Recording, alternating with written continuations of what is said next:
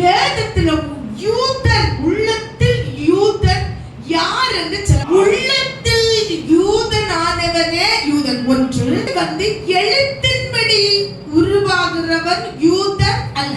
ஆவியின்படி இருதயத்தில் உண்டாகும் விருத்த சேதனமே விருத்த சேதனம். ஆவியில இருதயத்துல ஒரு விருத்த சேதனம் என்ன செய்கிறது இருக்கிறது. அதுதான் விருத்த சேதனமாகிய யூதனுடைய அர்த்தம். ஒரு விருத்த சேதனம். இப்படிப்பட்டவனுக்குரிய புகழ்ச்சி மனுஷராலே அல்ல. இப்படிப்பட்டவனுக்கு ஒரு புகழ்ச்சி உண்டு. எப்படிப்பட்டவனுக்கு சொல்லுகிறேன்னா, யூதனுக்கு ஒரு புகழ்ச்சி உண்டு.